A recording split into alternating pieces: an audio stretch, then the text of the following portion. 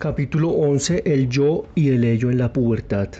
Interés de la psicología oficial por la pubertad. Dos explicaciones opuestas. La adolescencia como fenómeno anímico concomitante o independiente de lo fisiológico. Coincidencia. La adolescencia como principal residencia y raíz de la vida sexual. La discrepancia del psicoanálisis. La pubertad como mera faz del desenvolvimiento humano y primera recapitulación de la sexualidad infantil. Instalación de la genitalidad en el primer plano y dominio de los instintos parciales pregenitales. Los tres periodos de la agitidad sexual, capacidad de transformación del yo humano, de semejanzas entre el yo y de la primera infancia y el de la pubertad.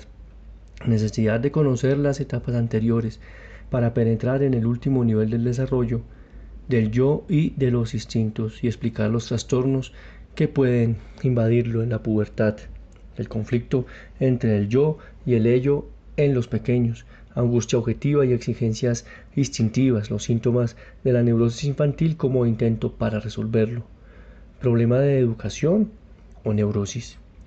Otros rasgos característicos en la oposición del yo infantil: tregua en la guerra defensiva e iniciación de la latencia, introyección de los principios invocados por los educadores, instalación del superyo, sustitución de la angustia frente al mundo externo por la angustia ante los nuevos representantes del antiguo poder, angustia frente al superyo, sentimiento de culpa y defensa en la latencia, el intervalo entre la latencia y la pubertad, el periodo prepuberal como redención del contenido de la temprana sexualidad, diversidad de condiciones que encuentra la sexualidad infantil renovada, rigidez y firme consolidación del yo del periodo prepuberal, lucha entre el yo y el ello por la supremacía, éxitos parciales del yo y éxitos parciales del ello.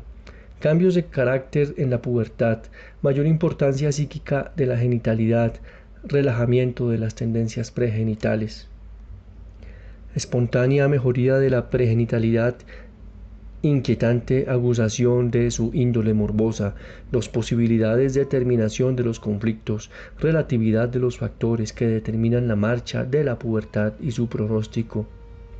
Entre todos los periodos de la vida humana en que los procesos instintivos adquieren alguna importancia, ninguno ha atraído tanto la atención como el de la pubertad. Desde largo tiempo atrás, los fenómenos psíquicos que anuncian y acompañan el advenimiento de la madurez sexual han sido tema de estudios psicológicos. En los trabajos extraanalíticos encontramos frecuentes y notables observaciones acerca de los cambios de carácter, de los trastornos del equilibrio afectivo y, ante todo, de los procesos contradictorios, incomprensibles y en ocasiones inconciliables que se manifiestan en la vida psíquica del individuo durante esta época. Los adolescentes son por demás egoístas, se consideran el centro del universo y único objeto de interés. Sin embargo, nunca como en esta época de la vida se revela tanta capacidad de abnegación y de sacrificio. Inician las más apasionadas relaciones de amor para interrumpirlas con la misma brusquedad con que las empezaron. Participan con entusiasmo en la vida social por otra parte. Se sienten invenciblemente atraídos por la soledad. Oscilan entre una ciega sumisión al líder elegido por ellos y una obstinada rebeldía contra toda autoridad. Son egoístas, materialistas intencionados y simultáneamente alientan grandes ideales. Son ascetas que súbitamente se hunden en los placeres instintivos de más primitiva naturaleza. Su conducta suele ser brusca y desconsiderada, aun cuando ellos mismos se muestren en extremo sensibles a la ofensa. Su estado de ánimo fluctúa entre el optimismo más infundado y el más profundo pesimismo. En ciertas ocasiones trabajan con infatigable entusiasmo y en otras son perezosos y apáticos. La psicología oficial intenta explicar estos fenómenos de dos maneras muy diferentes. Según una primera teoría, este borrascoso tránsito de la vida se deberían a cambios químicos directamente resultantes del despertar funcional de las glándulas sexuales. La adolescencia no sería sino el conocimiento anímico de modificaciones fisiológicas. La otra teoría rechaza la reacción entre lo físico y lo psíquico y acepta que esa conmoción producida en la esfera anímica es simplemente la señal de que el individuo ha alcanzado su madurez anímica, así como los cambios corporales paralelos son los signos de la madurez física. Intentan demostrar que la simultaneidad de los procesos físicos y psíquicos no es prueba de reciprocidad dependencia. Esta teoría sostiene, pues, que el desarrollo psíquico es enteramente independiente de los procesos glandulares e instintivos. Ambas escuelas psicológicas coinciden en un único punto, en la afirmación de que los dos grupos de fenómenos de la pubertad no solo revisten la más grande importancia en el desarrollo individual, sino que allí también reside el principio y raíz de la vida sexual, de la capacidad de amar y de la totalidad del carácter. A diferencia de la psicología académica, hasta el presente psicoanálisis ha demostrado escasa inclinación a concentrarse en los problemas psicológicos de la pubertad, si bien en cierta medida, a menudo ha tomado las contradicciones psíquicas de este periodo como punto de referencia para sus investigaciones. Si se efectúan algunos trabajos en los que se plantean las bases para un estudio de la pubertad, podremos decir que los autores analíticos más bien han descuidado este periodo y que se han dedicado de la preferencia a otras etapas de evolución. La razón es clara, el psicoanálisis no comparte la opinión de que la vida sexual de los seres humanos empiece con la pubertad. Según nuestra teoría, la vida sexual humana brota en dos tiempos. Se inicia en el primer año de vida y es en el periodo sexual de la primera infancia y no en la pubertad, cuando se cumplen los pasos decisivos para el desarrollo. Cuando se atraviesa importantes fases pregenitales en las que los instintos parciales, componentes de la organización sexual, se establecen y desarrollan, determinando la normalidad o anormalidad del individuo, su futura capacidad o incapacidad de amar. En ese estudio esperamos alcanzar su conocimiento de periodo originario, y el desarrollo de la sexualidad de la psicología académica busca a la pubertad. La pubertad no constituye más que una de las fases en el desenvolvimiento de la vida humana. Es la primera recapitulación del periodo sexual infantil. Una segunda revisión sobrevendrá que un periodo ulterior de la vida en climaterio.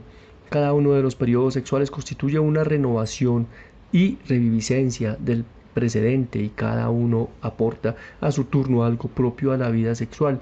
Como en la pubertad se arriba a la madurez sexual física, en este periodo la genitalidad ocupa el primer plano y a las tendencias genitales dominan los instintos parciales pregenitales. En el climaterio, en que las funciones sexuales físicas declinan, los impulsos genitales se despiertan por última vez y los impulsos pregenitales retoman su formación primitiva. Hasta ahora los autores psicoanalíticos se han concretado a señalar la similitud entre estos tres periodos de agitada sexualidad de la vida humana. Es en las relaciones cuantitativas entre las fuerzas del yo y las de los instintos donde esta analogía se expresa con mayor claridad. Durante la primera infancia, la pubertad y el climaterio, un ello relativamente fuerte enfrenta a un yo relativamente débil. Se trata pues de periodos caracterizados por el poderío del ello y la libertad del yo. Junto a esta semejanza cuantitativa entre los tres periodos, verificamos una semejanza analítica, al menos en lo relativo a uno de los factores que forma esa pareja de fuerzas establecidas por el yo y el ello. En efecto, el ello del hombre conserva en todas las épocas de su vida su carácter ampliamente constante. Es verdad que los impulsos instintivos pueden transformarse al entrar en colisión con el yo y con las exigencias del mundo exterior, pero dentro del propio ello, si se desactúa el progreso que se realiza en los fines del instinto en su evolución de lo pregenital a lo genital, poco o ningún cambio tiene lugar. Ante cualquier forzamiento de la libido, los deseos sexuales siempre están dispuestos a emerger de la represión junto con sus correspondientes cargas de objeto y fantasías. Se mantienen más o menos iguales, salvo ligeras fluctuaciones en la infancia, en la pubertad, en la edad adulta y en el climaterio. Vemos pues que las semejanzas cualitativas entre los tres periodos de la vida, caracterizados por un aumento de la carga libidinal, se basa en una relativa inmutabilidad del ello. El tema de las diferencias entre los tres periodos ha sido escasamente estudiado en la literatura psicoanalítica. Dichas disimilitudes nacen del segundo factor que integra la relación ello-yo, de la gran capacidad de transformación del yo humano. La inmutabilidad del ello va acompañada por la mutabilidad del yo. Elegiremos como ejemplo el yo en la primera infancia y el yo en la pubertad. En ambos periodos el yo se diferencia en su extensión, contenido, conocimiento, capacidad, grado de dependencia y predisposición a la angustia. Por consiguiente, en los diversos periodos de su organización, el yo emplea distintos mecanismos de defensa para resolver el conflicto con los instintos. Un examen detallado de estas semejanzas entre la primera infancia y la pubertad permitirá comprender mejor la formación del yo, así como el estudio de la vida instintiva nos facilitó la comprensión de sus analogías. Solo puede penetrarse en el último grado de desarrollo del yo, como en el de los instintos, una vez bien conocidas las etapas anteriores, antes de pretender explicar los trastornos que pueden invadir al yo en la pubertad. Debemos tratar de comprender la naturaleza de su situación en la primera infancia. En los niños pequeños el conflicto entre el yo y el ello se produce bajo condiciones características de esta época. Tanto las exigencias de satisfacción instintiva que surgen de los deseos típicos de la raza oral, anal y fálica, cuanto los afectos y fantasías vinculados con los ejemplos de Edipo y castración son extraordinariamente intensos. En cambio, el yo que los afronta se encuentra apenas en su proceso de formación, no está del todo desarrollado y es por tanto débil. No obstante, el pequeño ni es un ser instintivo desenfrenado, ni en circunstancias ordinarias tampoco posee exacto conocimiento de la angustiosa presión de los instintos que se desarrollan dentro de él. En el mundo extremo, a través de las influencias de educación que lo dominan, su yo endeble tiene un poderoso aliada contra su vida instintiva.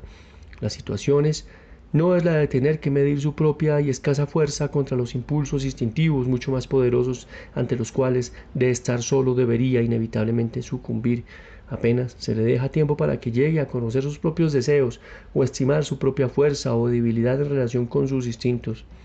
Su actitud para con el ello le está meramente dictada por las promesas y amenazas del mundo exterior, o sea, por las esperanzas de amor y expectativa de castigo. Bajo la influencia externa, en el curso de algunos años los pequeños adquieren una muy considerable capacidad de controlar sobre su vida instintiva, pero es imposible precisar en qué grado debe atribuirse esta capacidad a su yo y en qué grado a la presión directa de las fuerzas del mundo externo. Si en esta situación conflictual el yo del niño se adhiere a las influencias educacionales o del mundo externo, dícese que el niño es bueno, entre comillas. Si se pone de parte del ello y lucha contra la restricción de la gratificación instintiva impuesta por la educación, se dice que es malo, entre comillas. La pedagogía es la ciencia que se ha dedicado al estudio minucioso de esta fluctuación del yo infantil entre el ello y el mundo exterior. Busca los medios que conduzcan a estrechar aún más las alianzas entre las fuerzas educacionales y el yo, así como los instrumentos para realizar con mayor eficiencia el combate común para el dominio del instinto. Pero en el niño pequeño también existe un conflicto endopsíquico que escapa al alcance de la educación bajo la forma de angustia real o ansiedad objetiva. El mundo externo muy pronto instala un representante suyo en la psiquis del niño. La aparición de esta ansiedad no prueba en sí misma la formación de una instancia superior, solo es el primer precursor de lo que luego será la conciencia o superyo. La ansiedad objetiva es la anticipación del dolor que los agentes exteriores podrían infligir al niño como castigo. Una especie de displacer entre comillas que gobierna la conducta del yo con independencia de que se cumpla o no el castigo esperado. Esta angustia real es de una parte tanto más intensa cuanto más peligrosa y amenazante es la conducta del ambiente.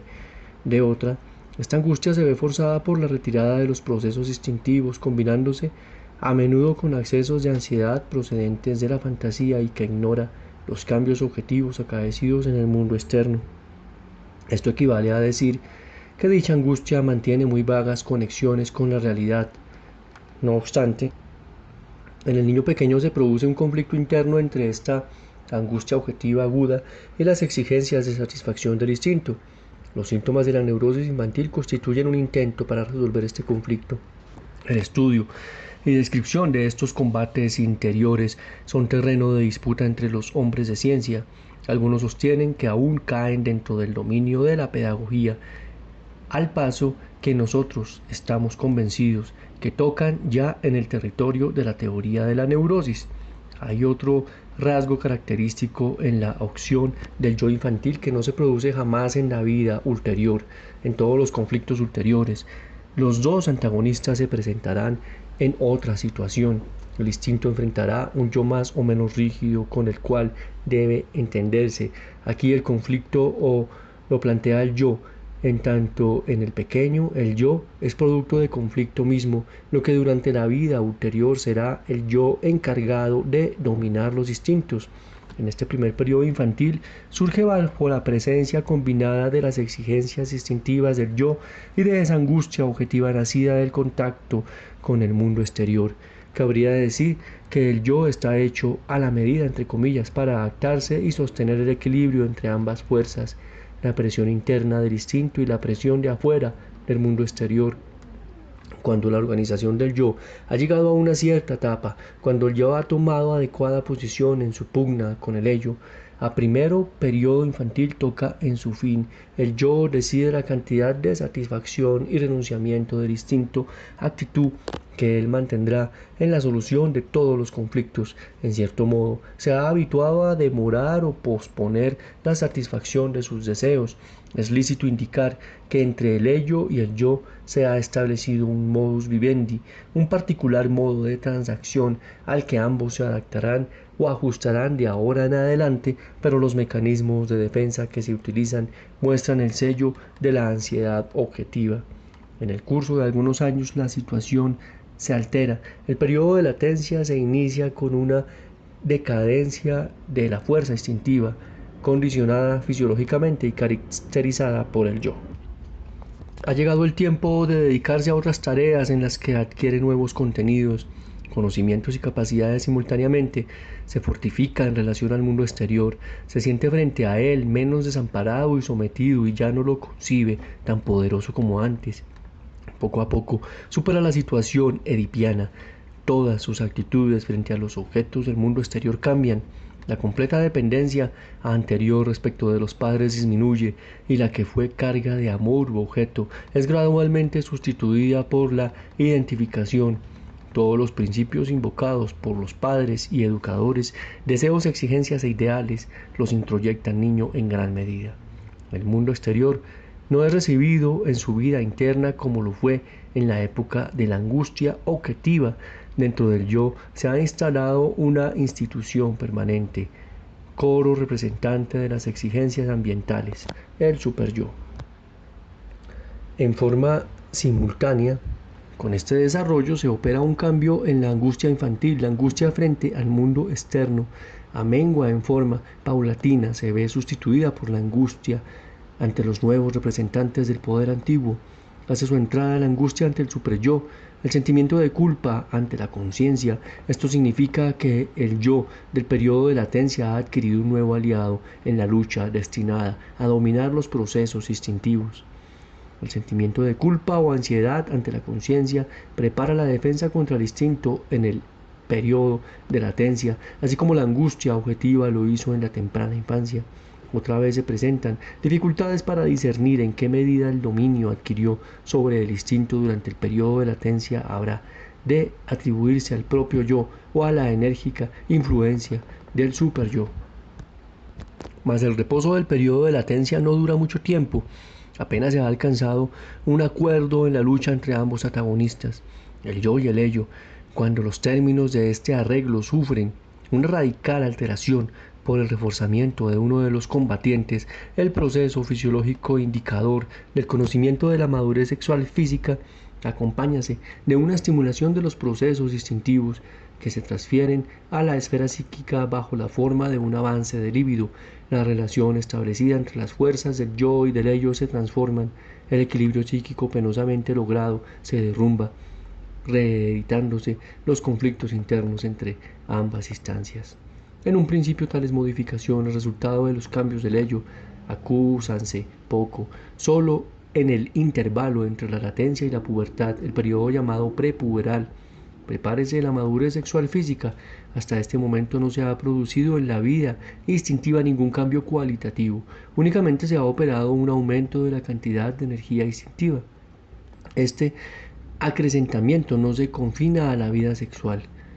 El ello dispone de una mayor cantidad de líbido que emplea sin discriminación con cualquier impulso a su alcance. Los impulsos agresivos suelen intensificarse hasta la crueldad sin freno. El hambre llega a ser voracidad y la maldad del periodo de latencia transformarse en la conducta criminal. Los intereses oral, anales, durante tanto tiempo sumergidos, retornan a la superficie. Los hábitos de limpieza, laboriosamente instalados en el periodo de latencia, ceden al placer de la suciedad y del desorden, y en el lugar del pudor y de la compasión aparecen las tendencias exhibicionistas y la brutalidad y crueldad con los animales. Las formaciones reactivas que parecían firmemente establecidas en la estructura del yo amenazan derrumbarse. Al mismo tiempo, antiguas tendencias ya abandonadas reaparecen en la conciencia. Los deseos edipianos se cumplen bajo la forma de fantasías poco deformadas y en sueños diurnos. En los niños las ideas de castración y la envidia del pene de las niñas ocupan una vez más el centro del interés. En rigor, en las fuerzas invasoras hay muy pocos elementos nuevos. La embestida no hace sino traer una vez más a la superficie el contenido ya familiar de la temprana sexualidad. Mas la sexualidad infantil así renovada no encuentra ahora las condiciones anteriores. El yo del periodo infantil precoz no estaba desarrollado, era indeterminado e impresionable y plástico bajo la influencia del ello. Por el contrario, en el periodo prepuberal se muestra rígido y firmemente consolidado. Ya se conoce a sí mismo y sabe qué desea. A fin de conseguir la gratificación instintiva, el yo infantil era capaz de súbita rebelión contra el mundo exterior y de aliarse con el ello. Pero si el yo del adolescente lo hace, se crea intrincados conflictos con el superyo. Establece de una parte firmes relaciones con el ello y con el superyo de la otra, que es lo que denominamos carácter, lo cual torna inflexible al yo. Solo persigue un propósito: mantener el carácter desarrollado durante el periodo de latencia, la antigua relación ante sus propias fuerzas y las del ello, y oponerse con esfuerzos redoblados de defensa a la mayor necesidad de demandas instintivas. En su lucha por preservar su propia existencia inmutable, el yo hallábase por igual, apelido por la angustia real u objetiva o por la angustia de conciencia. Emplea instintamente todos los métodos de defensa, inclusive aquellos que nunca recurrió durante la infancia o durante el periodo de latencia. Reprime, niega, invierte los instintos y los vuelve contra sí mismo, produce fobias y síntomas histéricos y reduce la angustia mediante el pensamiento a la conducta obsesiva. Examinada a fondo toda esta lucha entre el yo y el ello por la supremacía, se observa que casi todos los fenómenos inquietantes del periodo prepuberal corresponden a diferentes fases de su evolución: el aumento en la actividad de la fantasía, la satisfacción sexual progenital, o sea, perversa, la conducta agresiva criminal. Significan éxitos parciales del ello, el paso que la aparición de las diversas formas de angustia, el desarrollo de rasgos ascéticos, la acentuación de síntomas neuróticos, inhibición, son la consecuencia de una defensa mucho más vigorosa, es decir, el éxito parcial del yo. Alcanzar a la madurez corporal y entrar en la pubertad propiamente dicha, sobrevienen los cambios cualitativos de carácter que se combinan con los de índole cuantitativa. Hasta aquí la intensificación de las cargas instintivas era de una naturaleza general indiferenciada. A partir de este momento prodúcese, en cambio, al menos de la pubertad masculina, en el que los impulsos genitales adquieren las más poderosas cargas.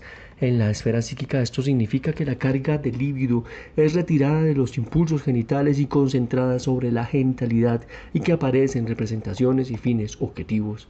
La genitalidad reúne mayor importancia psíquica, al paso que las tendencias pregenitales quedan relegadas al segundo plano. Primer resultado de este cambio es una aparente mejoría de la situación. Los encargados de la educación del adolescente, inquietos e intrigados durante el periodo prepuberal por el carácter pregenital de la vida instintiva, observan ahora con alivio que todo aquel tumulto de agresión, perversión y grosería se ha desvanecido como una pesadilla.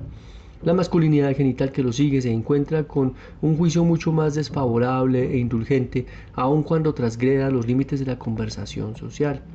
Sin embargo, esta mejoría espontánea o fisiológica de la pregenitalidad, consecuencia de la natural evolución puberal, es sobremanera decepcionante.